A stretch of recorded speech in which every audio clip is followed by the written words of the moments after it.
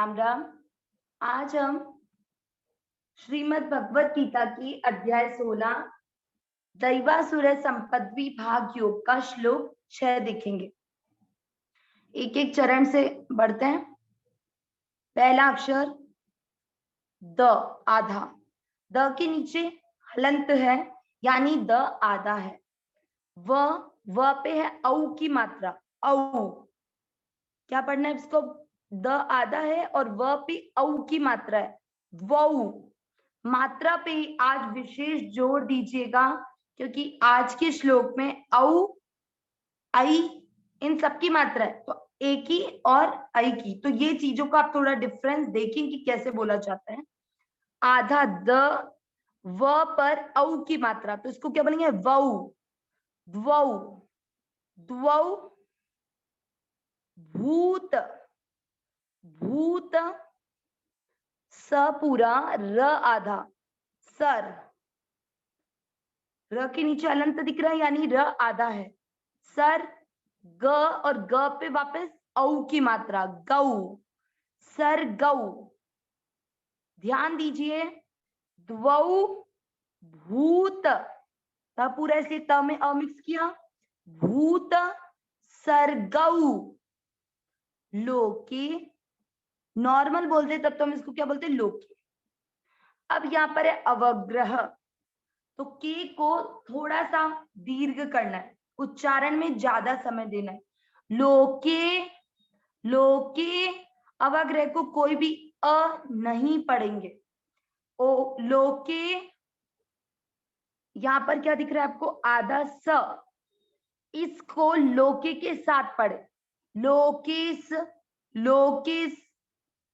म पर ई की मात्रा लगाए, मी। आधा स हमने के साथ पढ़ा, लोकेस। म पर ई की मात्रा लगाई, मी। आधा न, न के नीचे अलंत दिख रहा है, इसको पढ़ेंगे मिन, लोकेस मिन। समझ आया? लोके, आधा स इसके साथ पढ़ा, लोकेस मिन, लोकेस मिन। इस मी को लंबा नहीं करना, क्यों? क्योंकि मी की मात्रा छोटी है। जब भी मात्रा छोटी है तो उसको उच्चारण में दीर्घ नहीं करना है। पहला चरण, एक एक शब्द पर बहुत ध्यान दें। द्वौ, आधा द, वौ, द्वौ भूत सर्गौ लोकेस्मिन्। वापिस, द्वौ भूत सर्गौ लोकेस्मिन्। दूसरा चरण, द है, द पे आई की मात्रा है, यहां पर औ की मात्रा थी, इसको पढ़ा वौ। यहां पर आई की मात्रा है तो इसको पढ़ेंगे दई, दई व पूरा है तो इसको बोलेंगे दैव, दैव। आसु, आसु। सु की मात्रा को बड़ा नहीं करना। कई बार राग में लेने के चक्कर में हमारी मात्रा बड़ी छोटी होती है, उस पर ध्यान रखना है। आसु र, र में अ मिक्स करेंगे तो अपने आप ही ये दीर्घ हो जाएगा। आसुर, आसुर। एव च, जो भी अक्षर पूरे हैं उन सब में अ आएगा। दैव, आसुर, एव च, दैव, आसुर, एव च। अब हम पहला और दूसरा चरण साथ में पढ़ेंगे। द्वौ भूत सर्गौ लोकेस्मिन् दैव आसुर इव च। अब तीसरा चरण, द पर आई की मात्रा है, इसको पढ़ेंगे दई। सेम दैव था वैसे ही दई, वो, दैवो। वी है यहां पर, वी पे आधा स, आधा स इसके साथ पढ़ा विस, फिर त पूरा, विस्त, र, श। क्या ध्यान देना है? इसको कोई भी तरस नहीं पड़े, एक एक बात पे ध्यान से सुने। इन तीनों में अक्षर पूरे हैं तो तीनों में अ आएगा, विस, विस्तरश, विस्तरश, अलग अलग बोलना है। देखिए विस्तरश। आगे क्या है? विसर्ग। तो श में अ की मात्रा है तो विसर्ग को पढ़ेंगे ह। विस्तरशः, दैवो विस्तरशः, दैवो विस्तरशः। प्रो, प्रो में प आधा है, र पूरा है, र पे ओ की मात्रा लगी है, इससे ये बना प्रो। प्रो के साथ आधा क, प्रोक। त पूरा, त में अ मिक्स करेंगे, प्रोक्त, प्रोक्त। तीसरा चरण वापस ध्यान देना, दैवो विस्तरशः प्रोक्त। एक बार वापस, दैवो विस्तरशः प्रोक्त। विसर्ग छोड़ना नहीं है। चौथा चरण आसु, सेम वही, आसु। र और र पे यहां पर लग गया अनुस्वार, ये अनुस्वार है आधा म, क्योंकि ये शब्द के लास्ट अक्षर पर है, इसलिए इसको पढ़ेंगे आधा म। आसुरम, आसुरम। पा, पा के बाद में यहाँ क्या दिख रहा है? आधा र। देखिए इसको इधर देखें, ये जो मात्रा होती है ऊपर, ये होती है आधा र, र के नीचे हलंत, और थ पूरा है। आधे र को पा के साथ पढ़े पार, थ जो आधा है उसको हमेशा पूरे के साथ पढ़ा जाता है। र आधा है तो पा के साथ पढ़ लिया पार, थ पूरा है तो थ में अब मिक्स किया, पार्थ, पार्थ में। अब इस शब्द पे खास ध्यान देना है। श्र, जब हमारे ऐसे श्र लिखा होता है तो उसका मतलब होता है आधा श, ये वाला शलजम वाला, ठीक है, श के नीचे अलंत दिख रहा है और र पूरा है, ठीक। लेकिन यहाँ पर ये वाला श्र नहीं है, देखिए यहाँ पर ये जो मात्रा है ना र वाली, ये मिसिंग है, दिखा, ये ऐसे लिखा हुआ है। तो श जो है वो तो वैसा का वैसा है, और ये जो र की मात्रा है, उस मात्रा की जगह यहाँ पर क्या गया?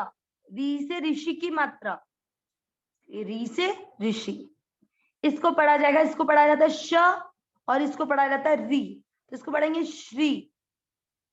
आप ये ना सोचे कि जो हम ओम श्री में लिखते हैं वो वाला श्री यहाँ पर क्यों नहीं लिखा, ये वो वाला श्री नहीं है, उसमें तो श्र में ई की मात्रा लगी हुई थी बड़ी, इसलिए वो बना श्री। यहाँ पर आधा श है और उस पर री की मात्रा, री से ऋषि की मात्रा लगी है, इसलिए ये श और ये री, श्री। श्रीणु, श्रीणु, इसको श्रीणु कोई ना पढ़े, श्री, श्रीणु। चौथा चरण वापस, आसुरम पार्थ मे श्रीणु। एक बार वापस, आसुरम पार्थ मे श्रीणु। अब तीसरा और चौथा चरण साथ में, दैवो विस्तरशः प्रोक्त आसुरम पार्थ मे श्रीणु। अब पूरे श्लोक का उच्चारण हम 2 बार करेंगे, सभी साथ साथ में जरूर उच्चारण करें और एक एक शब्द पर ध्यान देकर करें। द्वौ भूत सर्गौ लोकेस्मिन् दैव आसुरा इव च दैवो विस्तरशः प्रोक्त आसुरम पार्थ मे श्रीणु। एक बार वापस, द्वौ भूत सर्गौ लोकेस्मिन् दैव आसुर इव च दैवो विस्तरशः प्रोक्त आसुरम पार्थ मे श्रीणु। अब इस श्लोक का अर्थ, द्वौ यानी संस्कृत में अर्थ होता है दो,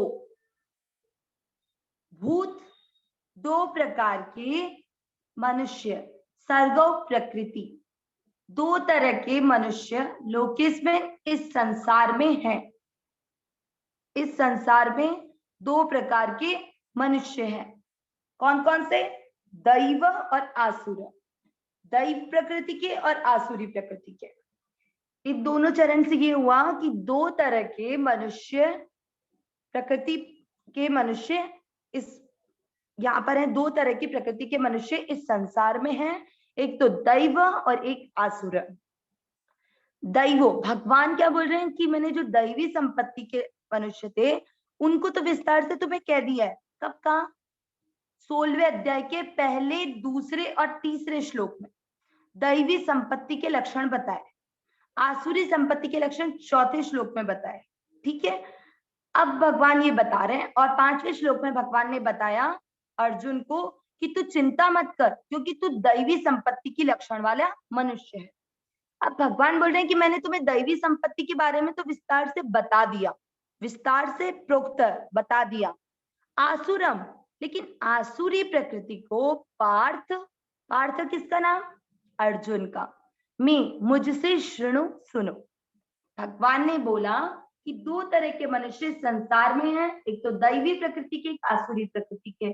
दैवी प्रकृति के मनुष्य के जो जो लक्षण है वो मैंने तुझे विस्तार से बता दिए हैं, लेकिन हम आसुरी प्रकृति के लक्षण हम आगे आने वाले हर श्लोक में देखेंगे।